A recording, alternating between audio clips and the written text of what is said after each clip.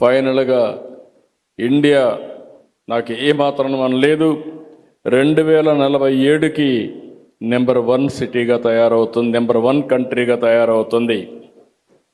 అయితే అందులో 2047కి ఇండియాని ముందుకు తీసుకుపోయే కార్యక్రమంలో ఆంధ్రప్రదేశ్ గణనీయమైన రోల్ ప్లే చేస్తుందని చెప్పి కూడా ఈ సభ ద్వారా మీ అందరికీ విజ్ఞప్తి చేస్తున్నా.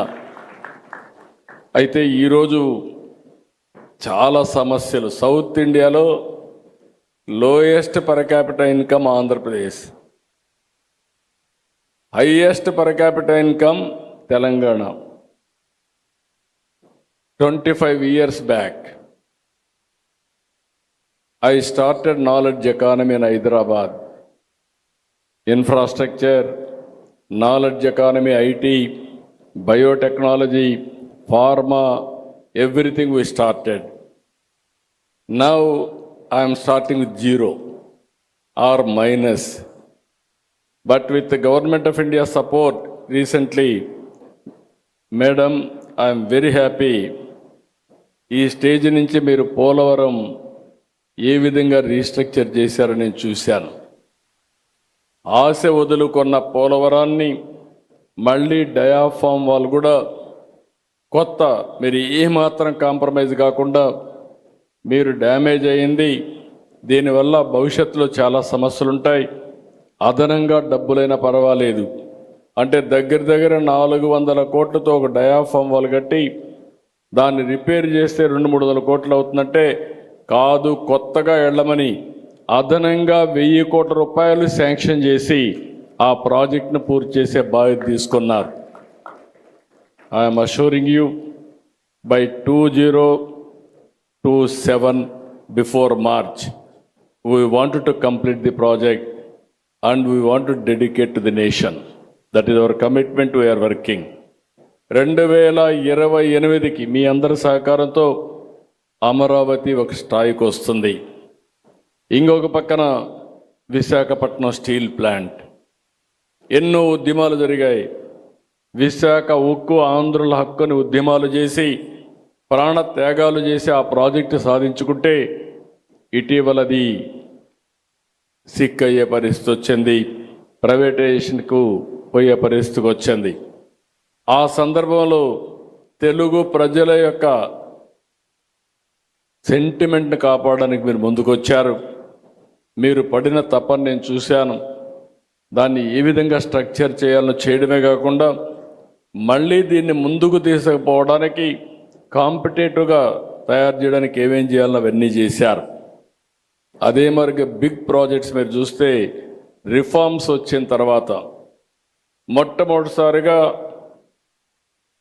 $15 బిలియన్ వచ్చిన ఏకైక ప్రాజెక్టు గూగుల్ విశాఖపట్నంలో data centre and artificial intelligence.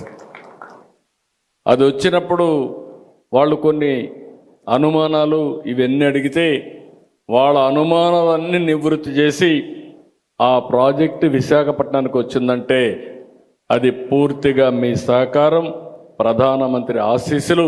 దీనికి మనస్ఫూర్తిగా మీకు ధన్యవాదాలు, కృతజ్ఞతలు తెలియజేస్తున్నానని చెప్పి కూడా నేను మీకు తెలియజేస్తున్నాను. ఇది కాకుండా ఆల్వేస్, ఎందుకంటే మీరు చేసే ఈ అభివృద్ధిలో ఈ రాష్ట్రం కూడా భాగస్వాములు కావాలి. అందుకే ఈరోజు పోలవరం పూర్తయిన తర్వాత అన్ని రాష్ట్రాల కంటే ఆంధ్రప్రదేశ్కు ఒక అడ్వాంటేజ్ ఉంది. గోదావరి, కృష్ణ, దీంట్లో కూడా గోదావరిలో ఎక్కువ నీళ్లు సముద్రానికి పోతున్నాయి. ఆవరేజ్న 100 సంవత్సరాలు చూస్తే 2800 టీఎంసీ నీళ్లు సముద్రానికి పోతున్నాయి. అందులో 200 టీఎంసీ నీళ్లు వాడుకోగలిగితే కరువు అనే మాట ఈ రాష్ట్రంలో రాదు. దానికి ఒక ప్రాజెక్ట్ తయారు చేశాం. అదే ప్రాజెక్ట్ మీరు చూస్తే పోలవరం నుంచి నల్లమల రిజర్వాయర్కి ఈ ప్రాజెక్ట్ని మీరు కానీ ఈ సంవత్సరం పూర్తి చేస్తే దాన్ని ముందుకు తీసుకెళ్ళి 3 సంవత్సరాల్లో పూర్తి చేయగలిగితే ఆంధ్రప్రదేశ్ రాష్ట్రానికి ఇది ఒక వరంగా తయారవుతుంది. రాయలసీమ కూడా సస్యశ్యామలం అవుతుంది.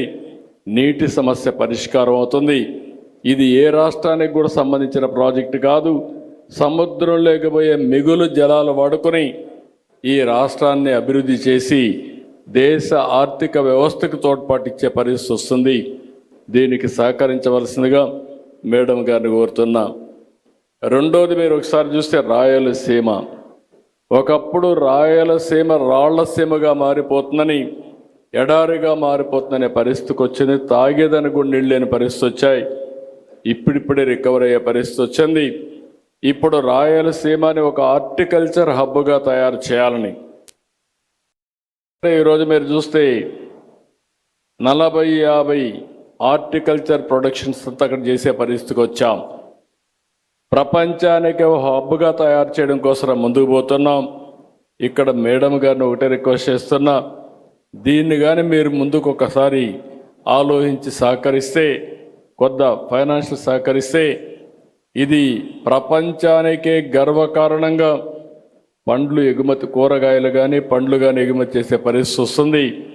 ఈ ప్రాంతం అభివృద్ధి అవుతుంది. దానికి కూడా సహకరించవలసిందిగా వారిని కోరుతున్నా. ఇంకొక పక్కన పూర్వోదయ ప్రాజెక్టు కింద ఈ 4-5 రాష్ట్రాలకు ఆర్థిక సహాయం చేయడానికి కేంద్ర మంత్రి గారు అనౌన్స్ చేశారు. ఇది కూడా ఈ సంవత్సరం ఒక షేప్ ఇచ్చి దాంట్లో కూడా కొంత సహకరిస్తే ఉత్తరాంధ్ర బ్యాక్వర్డ్ ఏరియా, ఆ ఏరియా కూడా అభివృద్ధి అయ్యే పరిస్థితి వస్తుంది. అదే మరి రాష్ట్రంలో మిగిలిన ప్రాంతాలకు కూడా కొంత సహకరిస్తే అక్కడ ప్రాజెక్ట్స్ చేసుకోవడానికి అవకాశం వస్తుందని చెప్పి తెలియజేసుకుంటూ, ఇప్పటి వరకు మీరు సహకరించిన విధానం వల్ల చాలా వరకు రికవర్ అవుతున్నాం. కానీ ఇంకా ముందుకు పోవాల్సిన అవసరం ఉంది. ఒకటే అష్యూర్ చేస్తున్న మేడంకి, 5 సంవత్సరాలు మీరు సహకరించండి. తర్వాత నిలదొక్కోవడమే కాకుండా ఈ దేశంలో ప్రగతికి ఆంధ్రప్రదేశ్ రాష్ట్రం పూర్తిగా ఒక బ్యాక్ బోన్గా తయారు చేసే బాధ్యత ఈ రాష్ట్రం తీసుకుంటామని చెప్పి హామీ ఇస్తూ, అందుకనే మరొకసారి మనస్ఫూర్తిగా అభినందిస్తున్నా. ఇంకొక రిక్వెస్ట్ కూడా, ఇక్కడ రైతులు ఉన్నారు, ఇంత మునుపు కూడా క్యాపిటల్ గెయిన్స్ వాళ్ళకందరికి కూడా ఎగ్జంప్షన్ ఇచ్చారు, ఒక టైం పెట్టి ఇచ్చారు. కానీ 5 సంవత్సరాలు విధ్వంసం వల్ల వాళ్ళు ఏమీ చేసుకోలేకపోయారు. ఆ బెనిఫిట్ రాని పరిస్థితి వచ్చింది. మీరు కొంత సమయం ఎగ్జంప్షన్ ఇస్తే ఆ బెనిఫిట్ కూడా రైతులకు వస్తుంది. త్యాగం చేసిన రైతులకు స్ఫూర్తినివ్వాల్సిన అవసరం ఉంది. దానికి కూడా సహకరించవలసిందిగా మరొక్కసారి కోరుకుంటూ, ఈరోజు ఈ సభ చూసిన తర్వాత నాకు ఒక నమ్మకం వచ్చింది. అమరావతి వేగం పుంజుకున్నది. నాకు ఏమాత్రం అనుమానం లేదు, ఇవన్నీ జరిగితే Amaravati will be unstoppable in development అని చెప్పి మరొక్కసారి మీకు తెలియజేసుకుంటూ, ఈ యొక్క ఒక పుష్ ఇచ్చినటువంటి, నేనేదో ఒక బ్యాంక్ ఓపెన్ చేద్దాం అనుకుంటే కాదు, అన్ని బ్యాంకులు ఒకేసారి ఓపెన్ చేసి ఏ విధంగా చేయగలుగుతాం ఒక మోడల్ క్రియేట్ చేస్తామని మేడం గారు ముందుకు వచ్చారు. వారిని మనస్ఫూర్తిగా అభినందిస్తూ ధన్యవాదాలు తెలియజేసుకుంటూ మీ అందరి దగ్గర సెలవు తీసుకుంటున్నాను. జై హింద్, జై భారత్, జై తెలుగు తల్లి. Thank you sir, thank you very much. మీరు అన్నట్టుగా మహిళలు ఖచ్చితంగా ద బెస్ట్ ఫైనాన్షియల్ మేనేజర్స్. అదే స్ఫూర్తితో భారతదేశాన్ని ఒక ఆర్థిక వ్యూహాలను దిశానిర్దేశం చేస్తూ అంతర్జాతీయ ఆర్థిక వేదిక